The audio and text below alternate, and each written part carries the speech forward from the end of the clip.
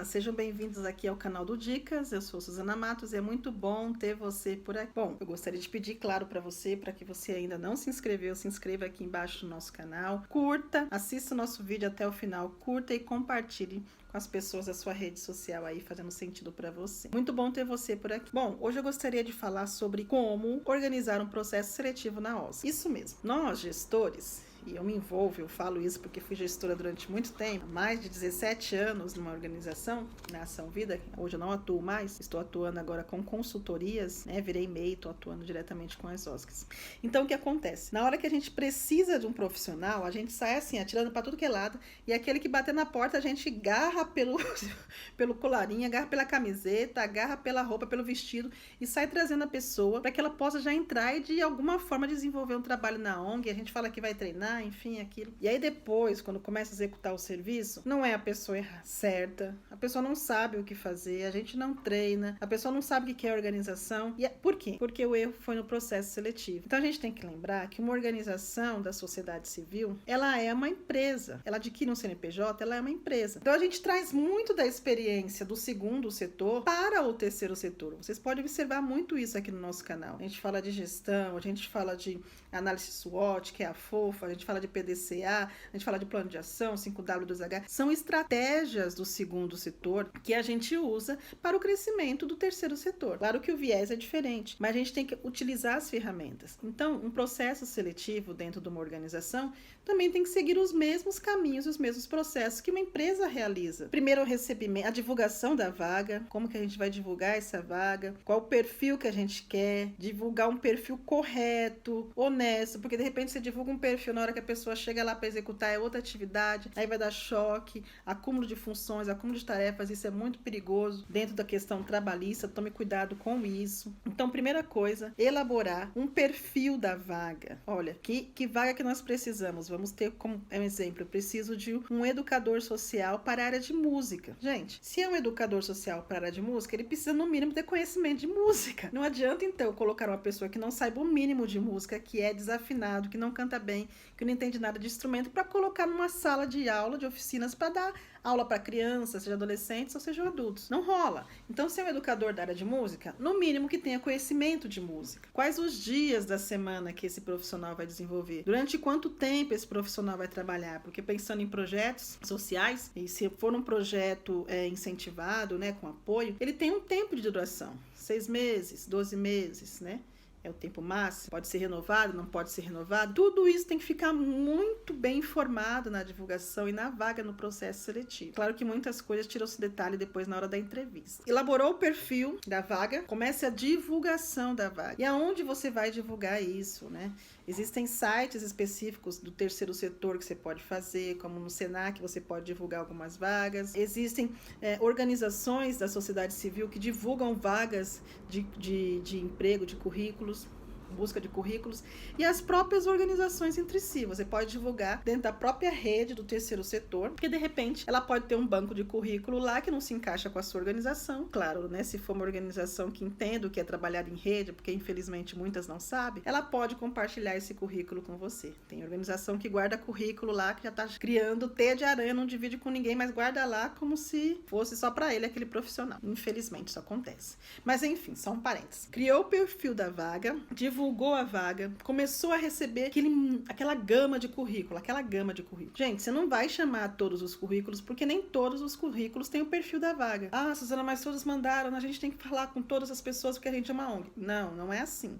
É uma empresa, claro, que tem um viés social, tem um viés de apoio, mas também precisa atuar dentro das possibilidades e dentro do que é necessário. Então, se a tua vaga é para o perfil de educador de música, tem que chamar pessoas que estejam dentro do perfil da área de música. Você não vai chamar um cara que está lá atuando numa outra política pública, numa outra situação, para trazer para a área de música. Não tem nada a ver, não é arte, não é cultura. Enfim, conseguiu realizar essa triagem? Chame agora para uma entrevista geral, né? uma entrevista geral.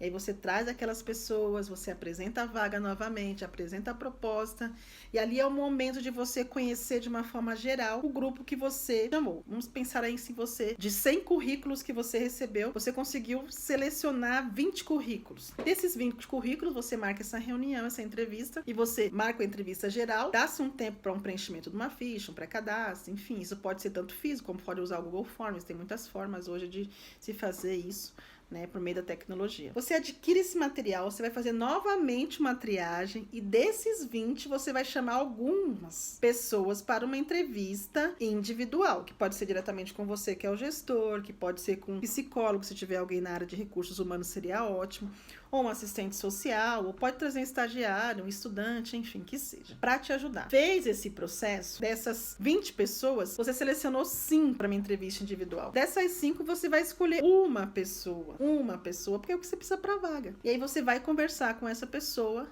mais um outro momento. Então serão 2 conversas, né? Aquela da triagem dos últimos 5, e desses 5 você vai escolher uma única pessoa.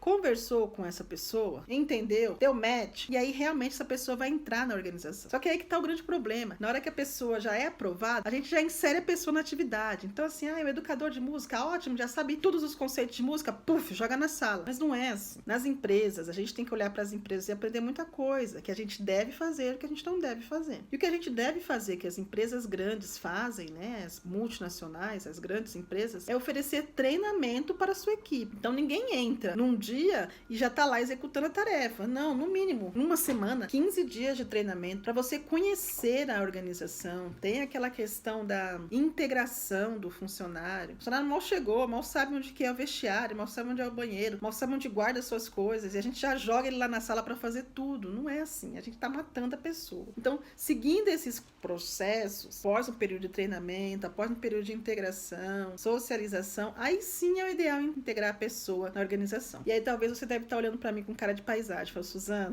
você não sabe em que mundo que a gente vive. Eu falei, eu sei. E eu falo, eu sei porque eu vivi isso na pele. Mas, se você e eu queremos resultado, nós temos que pagar o preço para que enquanto aquela vaga está ali naquele momento e não chegou o profissional, a gente se adapte até que o profissional esteja completamente preparado para receber e aceitar aquela turma. Então a gente vai ter 2 problemas. A gente vai jogar lá o profissional, vai ter que trazer ele de volta para depois dar o suporte para ele. Ou então ele vai embora de vez e não vai querer ficar. Já aconteceu uma situação na organização que eu liderava, fazia parte, em que eu errei, não treinei a pessoa e a pessoa foi direto pra sala. A pessoa ficou na sala, ficou uma semana. No finalzinho, começou na segunda, quando foi na sexta-feira, ela veio falar comigo e falou assim, Suzana, sinceramente, isso não é pra mim não, cara. Eu admiro vocês, eu pensava que era outra coisa, um mundo rosa, e quando eu caí de paraquedas aqui na sala, eu vi que não é nada daquilo que eu realmente queria fazer, e eu não me identifico com isso. E aí eu pedi perdão pra pessoa, né, por não ter treinado e tal. Ela falou, não, mas não tem nada a ver, acho que até se você me treinasse, eu não ia entrar nessa. A pessoa não se identificou com a vaga, porque tinha uma outra ideia da vaga, né? Tem essa questão também. Por isso que é importante fazer todo esse processo. Não adianta somente oferecer lá um salário e a pessoa falar, não, eu quero por causa do dinheiro. O dinheiro é importante? É, mas também não é só isso. Então, depois desse processo seletivo, a pessoa já está integrada na equipe, acompanhe e vai dando feedbacks, né? Nos primeiros 3 meses, 6 meses, 1 ano, apoio, avaliação, retorno, críticas, para que haja um funcionário ou funcionária bem integrada, para que essa pessoa possa crescer na organização, né? Ela possa crescer, né? Por que não a gente trabalhar com plano de carreira dentro do terceiro setor? Precisamos disso. Por que não? Uma ONG não tem isso, não vive de lucros, mas por que não as doações que chegarem serem doações livres e a organização entender isso? Por que não repartir uma parte desse valor com seus funcionários e beneficiá-los? Ser uma doação livre, tá? Ser uma doação livre que a organização pode gerenciar. Que deixe isso muito claro, tá bom? Porque a maioria das doações são direcionadas, são específicas. Mas, por exemplo, se é uma verba livre, se é um bazar que a ONG tem, se é um bingo que a ONG faz e é uma verba livre, não é focada, por que não dividir isso como forma de benefício para os seus funcionários também? Não vejo problema nenhum isso. Então, gente, é isso. O vídeo ficou um pouco longo, mas é totalmente necessário. Na maioria das vezes, a gente sempre fala, o problema está no planejamento. Brasileiro tem preguiça de planejar. Brasileiro tem preguiça de pensar. pensar. Brasileiro tem preguiça de sentar e pensar no antes, durante e depois, porque tem isso também. Avaliar. Claro que existem as suas exceções, né? Mas na grande maioria nós ainda somos um país que a gente precisa aprender a colocar a nossa mente tão criativa que a gente tem, tão fantástica, para a gente realmente planejar coisas e seguir aquele planejamento, claro, pensando nas adversidades que podem acontecer. Tá bom, gente? É isso. O vídeo ficou longo, mas espero poder ter ajudado vocês nessa necessidade tão grande que é a questão de como organizar um processo seletivo na OSC. Grande abraço, até mais. Tchau, tchau.